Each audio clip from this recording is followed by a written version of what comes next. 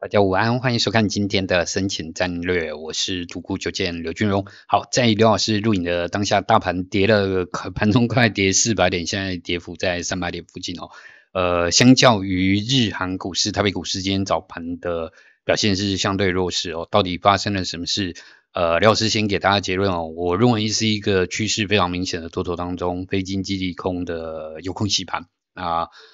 很可能短线上面再观察2-3天，这个整理平台不跌破哦，那甚至于其实今天只要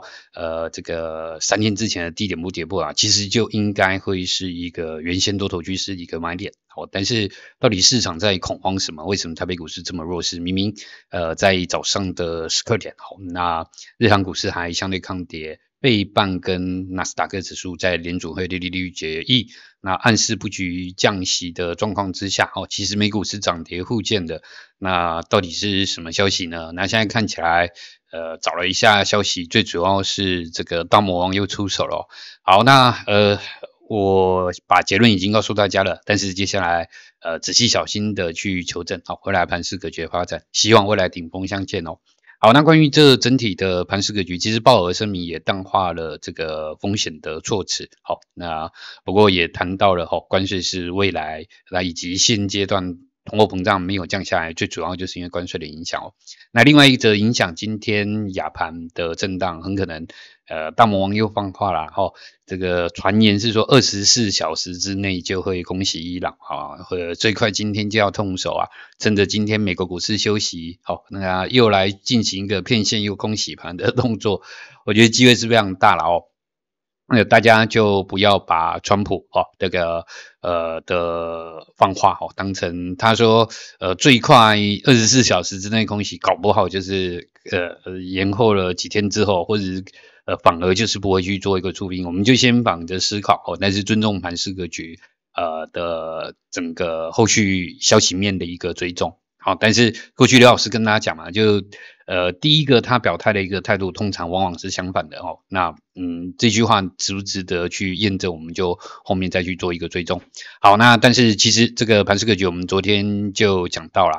这个在昨天大涨尾盘几乎是收最高的过程里面，反而在昨天盘中就判断就是这个东风温度计又是正时分。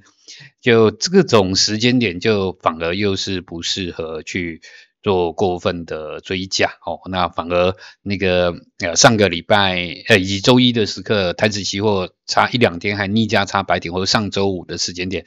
逆价差够大，反而又是非经济利空一个最好那个回撤整理平台去做一个投资布局，那没想到今天就直接跌下来了。好啦，那但是跌下来的状况之下其实现在还是正10分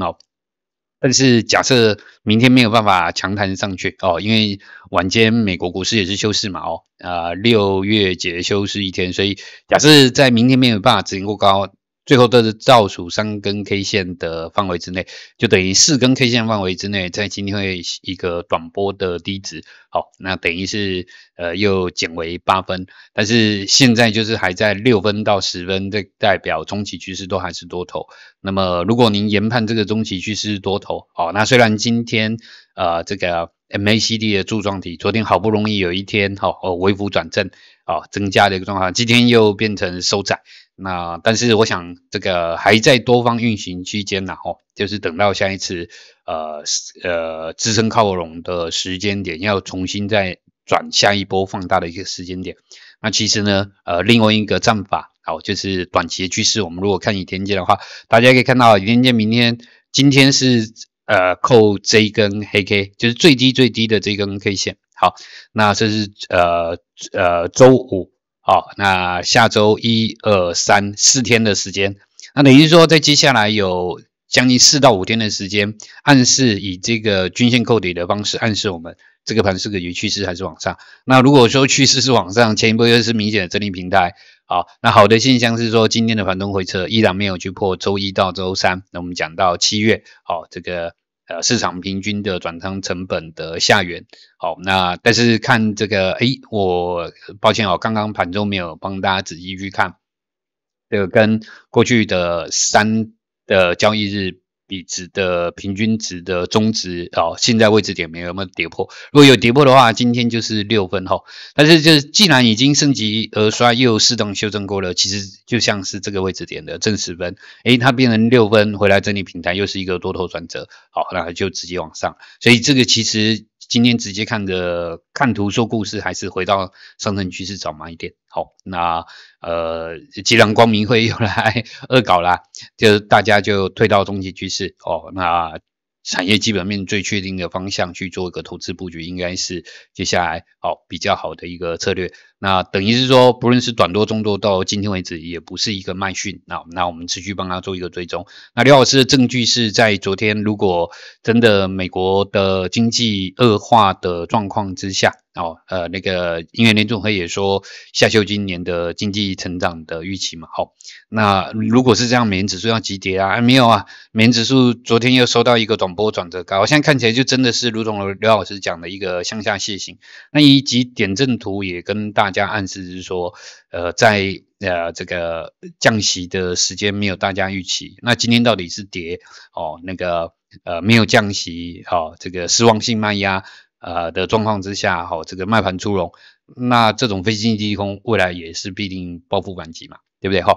但是其实这个基本面就如同廖老师已经跟大家预示的大家可以看到就是说上个礼拜五这根红 K 因为地缘政治的影响，那隔天就这个黄金到今天盘中已经确认3天不过高，这真的反过来好像是一个向上的楔形这种向下楔形是有机会急喷一波向上。那其实当然关税是一个非常重要影响通货膨胀因素，其实还有一个就是基本需求如果不是基本需求也相对在一个比较好，我们上周末的周报时间跟大家讲，美国经济现阶段还是远远超过大家想象的强烈强劲。那要不是这个大魔王恶搞这个美股今年早就比较明显的再需进行向喷出了好啦，那我觉得有美元走势跟黄金的相对转折弱这个看起来又是消息面利空影响的机会比较大那也有传出这个新闻媒体报道，就是说以色列的大使强烈暗示说要搞一波更大的嘛比那个 BB Code 的那个爆炸案还要更强烈，是市场在担心这个非经济利空因素。那你千万不要因为这种就非常明显的是非经济利空而把手上你自己看好中长线的部位那如果真的害怕的话昨天不是台湾50在重新挂牌成为市场当中最热门关注的焦点嘛那我觉得就用台湾50或者是台北股市当中 GPT 这个最受惠的我们讲的核心资产有利空反而是投资朋友我们布局未来轧空一波到顶的机会大家可以看得到今天日经连这个整理平台都没有开破下去那个韩国股市还是在平盘附近，还是相对高那相对转折低这个连总统都被弹劾的这种非经济利空，后来是不是轧空一波到底所以大家就是退到产业的中期的基本面去追踪你手上的核心持股这是最重要的。那现在基本面高点都还没看到好，但是稍微聊一下这个昨天的利率决策到底释放了什么样的讯息？这张图是很直观就是说今年的利率的目标到年底之前的2次是没有改变的，但是相较于前一次的3月份的点阵图，就是明显有新的投票委员是跑到不降息的这个位置。那中间这一块就突然不见了，这个虚线是上一次的决策会议，就不确定性升高了那鲍尔也非常明显的指明2次的重要的那个他们数据的一个追踪增加了这个 0.6% 的通货膨胀，那所有的这个罪魁祸首就是关税，所以这个川普在甩锅给鲍尔说就是因为你不降息，所以美国现在经济这么差，那大家都知道就是因为关税的一个因素，那川普就是在喊话给他的基本盘的支持者听而已。这个只要有一点点经济常识就知道是说关税是现在全世界不只是美国最重要不确定性的一个隐忧那等于关税也大幅增加了这个原本要达到中性利率一个进展的一个进程。那这张图就可以看得到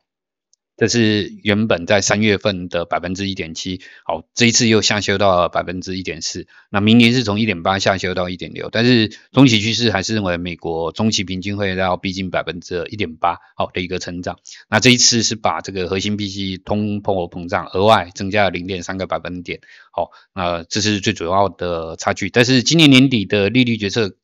没有改变，但是明年从 3.4 上调到 3.6， 好，后年从 3.1 调到 3.4， 等于是说降息的路径会越来越缓。好，那下调今年的 GDP 的估计，上调通货膨胀的指引。好，那趋势是路径不变，但是时间进程又看起来比较明显的向后延后了。那这一张点阵图也是去揭示我们刚刚看到那一张图。好，比较明显变化就是这个边有几个点，1、2、3、4、5、6、7多了3票，就是这个跑上来，那下方的就往上调，那所以整个趋势还是往下，但是大家可以看到这个不确定性，那其实在接下来如果真的关税可以在2个月之内比较快速把这个变数排除，也许后面下一次9月份的一个10月份的一个会议，会有一个比较好的这个进展，那我们也持续再去做一个追踪。好，那就是等到9月的点阵图出来，我们再去后续做 follow。那关于这个整体盘势格局，有时间刘老师周报再跟大家讲。不过我最后会给大家一个结论啦，关于第一性原理啊，有很多的朋友说，这次没有降息，所以今天是跌这个，其实关于降息，刘老师今天在盘中简单的分享，我就不讲太多。好，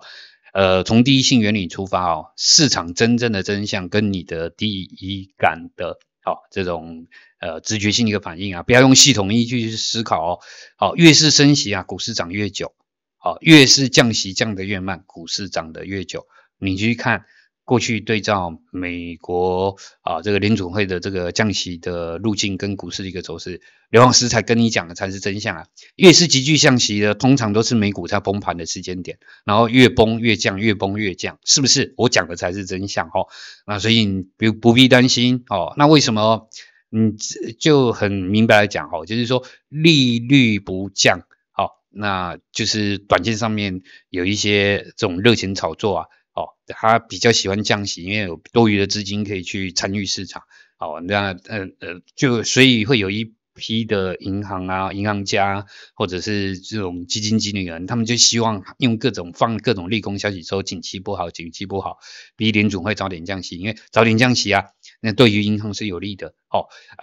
但是事实上联准会有它的政策任务，就是要去控制通货膨胀嘛。那真相是，如果你景气越好，那本来就是相对的利率就会高一些。那这个需求又强的话，就造成商品减少，可能通货膨胀会起来。其实真的越是利率在一个中高平均的水位，正常范围的中高水位，通常都是景气最好的时候。刘老师在跟你讲的才是真相，好吧？好啦，那所以这个盘势格局我们就慢慢去做一个追踪，不必担心今天不降。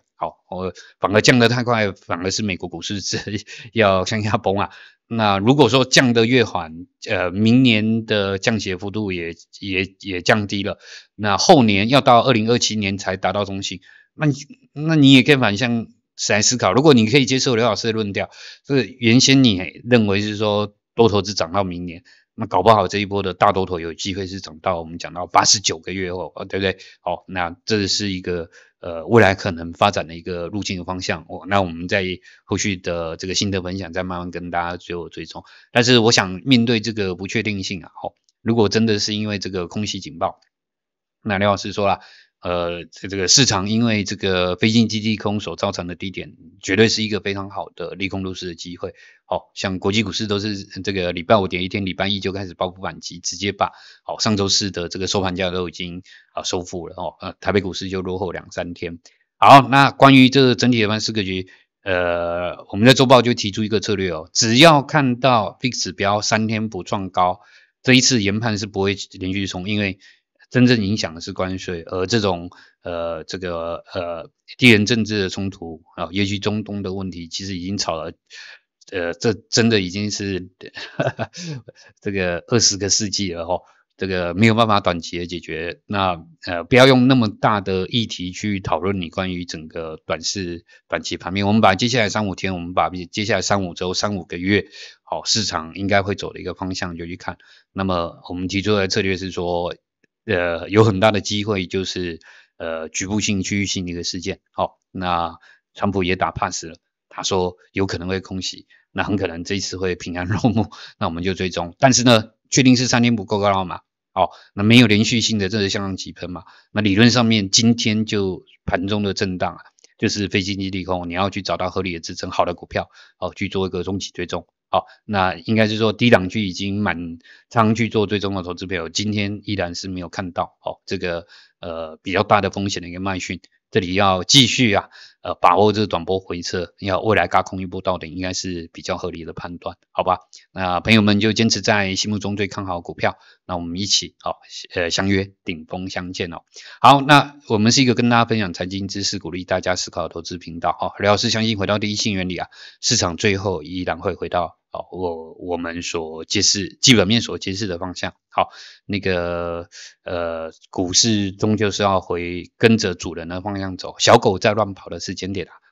那个是每一波做价值的投资朋友利空入市最好的机会。好，所有的心得分享不是投资建议，不确定性是宇宙真理，股市有风险，入市需谨慎。好，但是只要坚守在 GPT 的中华队，我们相约顶峰相见，下期节目再见喽。